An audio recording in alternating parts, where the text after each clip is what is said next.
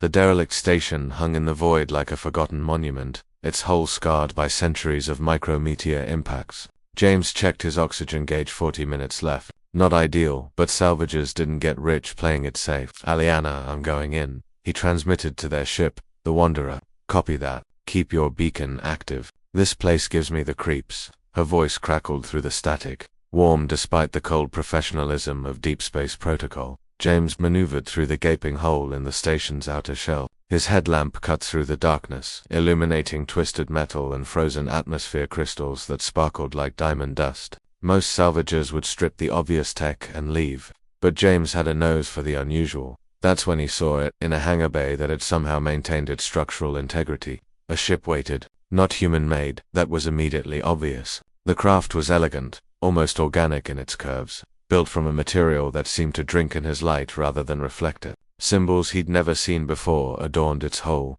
glowing faintly with a bioluminescent quality. Aliana, you're not going to believe what I found. Try me. I've seen you excited about corroded wiring before. Alien ship, intact. Looks like it's been here since before the expansion. Silence. Then, James, don't touch anything. We should report this to report it so some corporate fleet can claim salvage rights. We found it. Who was already approaching the vessel, his gloved hand reaching for what looked like an access panel. The moment he touched it, the ship came alive. Light flooded the hangar, and James stumbled backward, his heart hammering. The symbols blazed brighter, and a seam appeared in the hull, opening into a ramp that extended toward him with mechanical precision. Biosignature detected. A voice echoed through his helmet's external audio. It spoke in perfect standard, though with an odd musical quality. Species, human, warning, this vessel has not been refueled in 847 standard cycles. Critical systems offline. You cannot possibly what? James interrupted, his curiosity overwhelming his caution. Operate this vessel without proper fuel reserves. My databases indicate humans lack the capability to synthesize quantum-4 fuel. This mission has failed.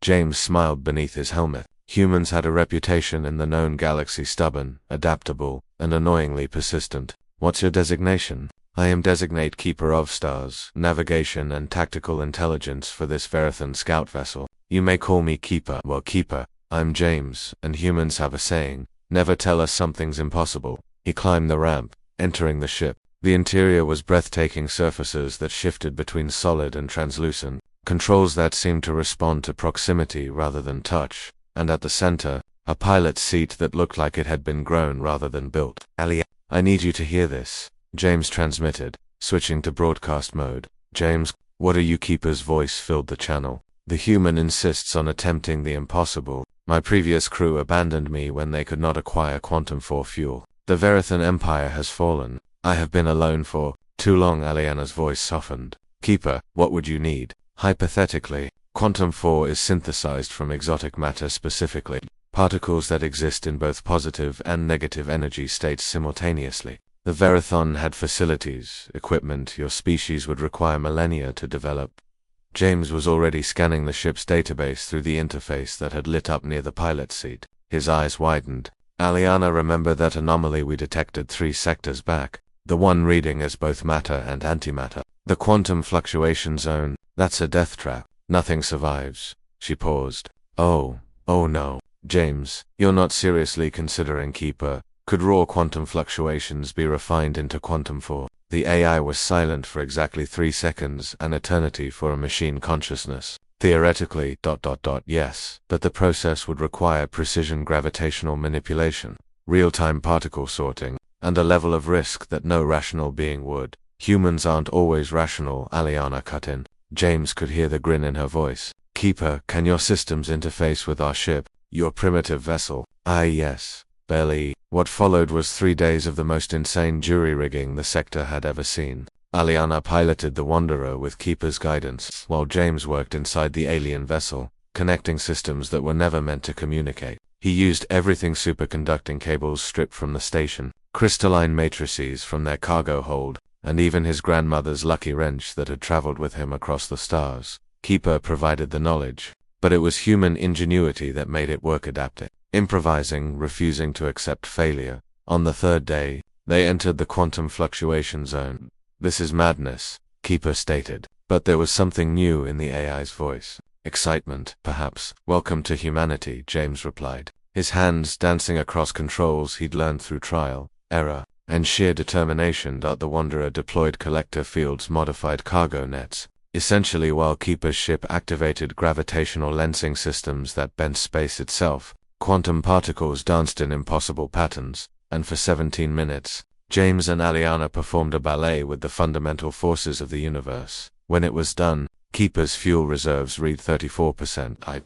The AI seemed genuinely stunned. My creators said the quantum force synthesis required a class for civilization. Humans are barely class 2.